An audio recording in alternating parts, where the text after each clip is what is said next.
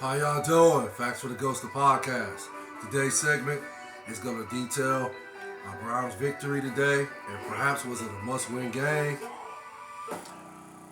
Possibly. But the Browns took care of business, basically.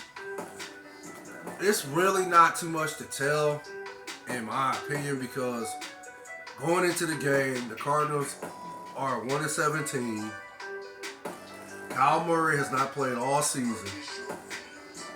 They were starting, I believe, Josh Dobbs, and then they decided to trade him to the Minnesota Vikings. And then initially, before this game started today, they announced that they were going to possibly start Kyle Murray. But then, actually, they went with the rookie, Clayton Tune. So, again, the Browns did what was necessary to win the game. They brought their A game, basically. They were supposed to dominate the Cardinals. They're clearly the better team. They're the more superior team. The Browns are a playoff team as of right now, as it currently stands. And they have a chance to win the division. So, and they have one of the best defenses in the game, even though they had to let down against the Seahawks last Sunday. Okay. So, when you have all these type of ingredients going for you, yeah, it should turn out to be, something great, if it makes sense. Not saying that the Browns' victory was great, or the Browns played great, which they did play great on defense, but again, it's the Cardinals. What more you expect? If they couldn't beat, I tell you what, if the Cardinals would have won today, it would have been more questions about what's going on with the Browns again. It would have been questions about Stefanski should be fired. We would have started this all over again. And before or during this game, I don't know if they're going to show it now, but they showed a record where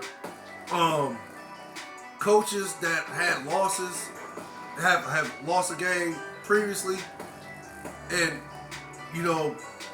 playing the following game, their record is like actually better than their win percentage, or should I say they just have a good record, if it makes sense. I ain't gonna go that far. Let's just say they have a good record. And Kevin Stefanski's record in those games is 18-7, and he's up on the list with John Madden and another great head coach I can't think of, but he's on that list with John Madden. I believe John Madden is 22-7. So this is the type of head coach you won't fire, right? Kevin Stefanski has a 18-7 record when he suffers a loss previously. And just to say his bounce back game he has a good record in those games, 18-7. But this is the head coach you won't fire. This is what some fans or some analysts up in Cleveland are claiming. This is the type of head coach you want to be fired. Okay, fine, whatever. But if they'd have lost this game, those talks would have been ignited all over again, like 4th of July fireworks. But okay, Browns won today. Cool, you beat a 1-7 team. You're supposed to beat a 1-7 team. Again, the Arizona Cardinals started Clayton Tune. He's a rookie quarterback. And even though he showed flashes of potential in this game, not much, but he showed some flashes of potential, the Browns dominated him on the defensive side of the ball. They had, I believe, up until they were, taken out for a rest in the fourth quarter. And I like to think it was, I don't want to say early in the fourth quarter, but it was the middle of the fourth quarter. They were, designated to the bench so that they can, rest the rest of the game. They had sacked Clayton Tune like 5 times and picked him off like, I want to say at least twice, definitely twice. They might have got him a third time, but definitely twice. Denzel Ward had an athletic like interception, and then Taki had one. And then again, I think Myles Garrett had a sack and then a sack fumble this game. So yeah, the defensive line for the Browns just dominated the Cardinals offensive line and sacked the rookie quarterback 5 times. So again, the Browns were supposed to win this game. I guess you could say what stood out in the game, and I could be wrong about this, but perhaps what stood out stood out in today's game was the fact that Deshaun Watson showed flashes of elite Deshaun Watson quarterback play today, if that makes sense. He had a pass for 59 yards to Amari Cooper that looked great. And then he had another one where Amari Cooper burnt two of the defensive backs. And it was a 49-yard strike from Watson to Amari Cooper.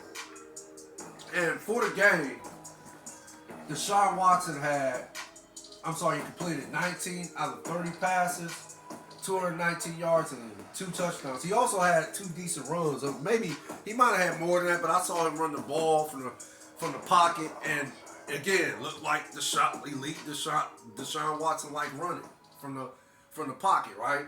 So he had 2 of those that was nice, or just elite. They look elite. So I guess the question going forward is, can Deshaun Watson play like this, or can he play even better as far as can he play on the level of Deshaun Watson elite quarterback play that he did 3 years ago? Keep in mind, 3 years is a long time ago. And up until last year, I don't count those games, 6. Up until this year, he just seemed like he ain't got his timing back. Of course, the injuries. And the main injury to Nick Chubb, that the heart of the team. Best running back in the game, perhaps. So, okay, that's what the Browns been dealing with, too, injuries.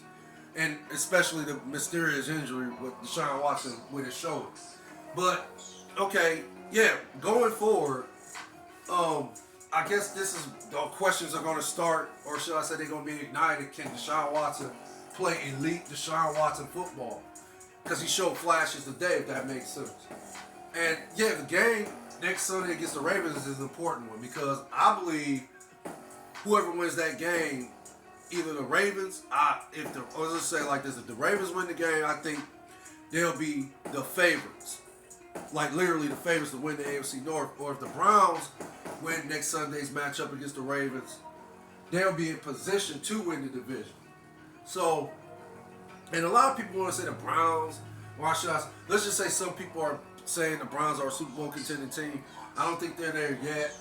We just have to wait and see going forward what Deshaun Watson going to continue to do, if that makes sense. But, yeah, this sets up next Sunday's matchup between the Ravens and the Browns. And, yeah, the Browns will have to travel to Baltimore. It's going to be a tough atmosphere to win in. Lamar Jackson and them boys, they just playing elite football right now. Lamar Jackson is playing elite football. I called him LaShawn. Wow. No, it's Lamar Jackson. He's playing elite football right now. So I ain't gonna get into their stats. Hey, it is what it is. Baltimore 7-2, leading the AFC North currently right now. And again, Lamar Jackson is playing elite football. The whole team is basically playing elite football right now. That's why they're leading the AFC North. But the Browns is right behind them at 5-3. So, can the Browns play elite defense? Can that defense show it up like it did today?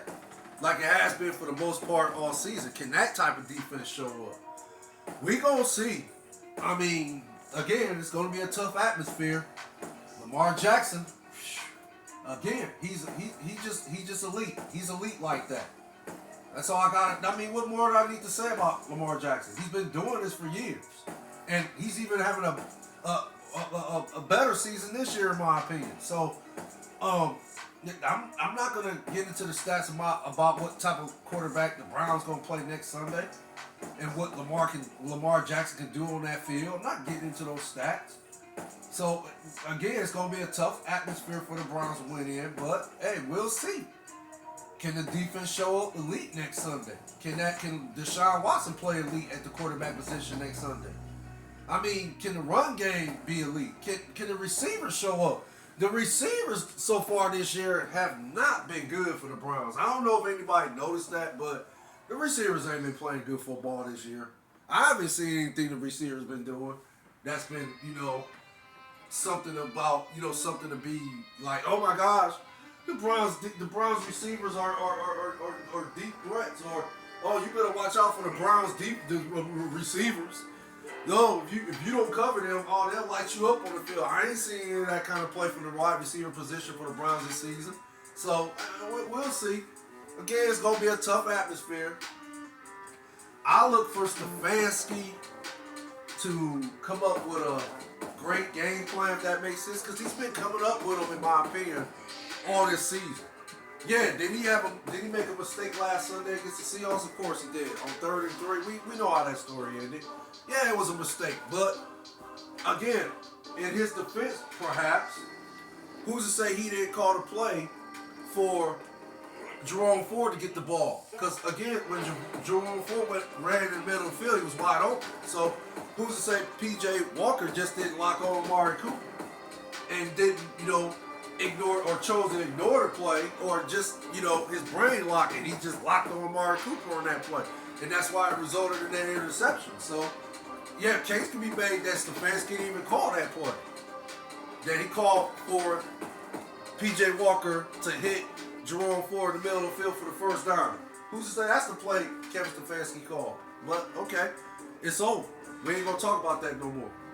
So, yeah, other than that, perhaps mistake by Kevin Stefanski, he's been calling great game plans this season so far. The Browns, with all the injuries and Deshaun Watson in and out the lineup, and the most important injury to the perhaps the best running back in the game, and Nick Chubb, and Stefanski still got the Browns in position to perhaps win a division, or he definitely has them in position to make the playoffs this season. And currently, right now, the Browns sit in the 7th position as far as in, if the playoffs were to end tomorrow. The Browns will be the 7th seed, with Kansas City being the number 1 seed, Jacksonville being number 2, Baltimore being number 3, Miami Dolphins being number 4, Pittsburgh Steelers being number 5, and Buffalo being number 6. So, this is where Stefanski had the Browns at, number 7 in the playoff race. Okay, so that's just how I see it. It's my opinion. I think Stefanski's doing a great job this far. I think Kevin Stefanski is doing a great job so far this season. Sometimes when I talk, I just lose my train of thought a little bit. But that's just my opinion about Kevin Stefanski. Next showdown is going to be a huge game for the Browns. Will they win? Can they go in there and prevail? Can they be victorious next Sunday? We will see. That's all I have to report. Y'all take care. You stay blessed out there. You and your families. Facts from the Ghost of Podcast. DJ Laudy Daudy. The likes I appreciate. The views I appreciate more. One love. Later.